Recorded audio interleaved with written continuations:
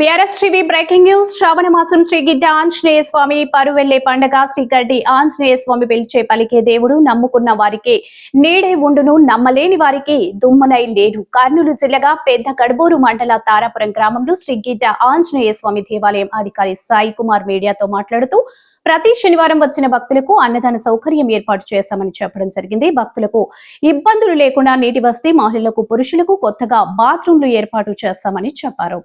అయితే శ్రావణ మాసం 2వ శనివారం అర్చకులు ఇంటి వద్ద ఉన్న బావిలో నీటిని బిందెలతో తీసుకుని వచ్చి శ్రీ తారాపురం గిడ్డ ఆంజనేయ స్వామికి అభిషేకం తర్వాత బావికి పోయి నీళ్లు తీసుకుని శ్రీ తారాపురం దేవాలయం నుంచి 3 కిలోమీటర్ల దూరంలో ఉన్న శ్రీ పాతగట్టు ఆంజనేయ స్వామికి తీసుకెళ్లిన నీటిని అభిషేకం చేసి పూజలు చేసి ఒక టెంకాయ కొట్టి ఆ నీళ్లను బిందెలో వేసుకుని అక్కడి నుంచి దేవాలయం వచ్చేంత వరకు ఇందులో ఉన్న టెంకాయ పాలు బిందె నిండిపోతుంది. తారాపురం దేవాలయం దగ్గరికి వచ్చి భక్తులు కోరిన కోరికలను అన్వేషిస్తూ స్వామి దేవుని వాక్యంతో తెలపగలరు. అలాగే భూత పేత పిశాచాలు పట్టిన వారికి జాటితో కొట్టిన వారికి భూత పిశాచాలు తొలగిపోతాయి. అలాంటి వారికి శ్రావణ మాసం రోజు విముక్తి కలుగుతుంది. అయితే శ్రీ తారాపురం గిడ్డ ఆంజనేయ స్వామి పిలిచే పలికే దేవుడని కోరిన కోరికలు నెరవేరుస్తారని భక్తుల నమ్మకంతో భక్తి శ్రద్ధలతో దేవాలయానికి వచ్చి పూజలు చేస్తారు. అలాగే పంట ఎంత పండుతుంది, వర్షం ఎంత ఉంది, దేవుని మహిమతో శ్రీ అన్వేషప్ప స్వామి చెప్పడం జరిగింది. అయితే ఆంజనేయ స్వామి దర్శనానికి చుట్టుపక్కల గ్రామాల నుంచి, మండలాల నుంచి వేల సంఖ్యలో వచ్చి దర్శనం చేసుకుని తమ మొక్కుబడులను చెల్లించుకుంటున్నారు.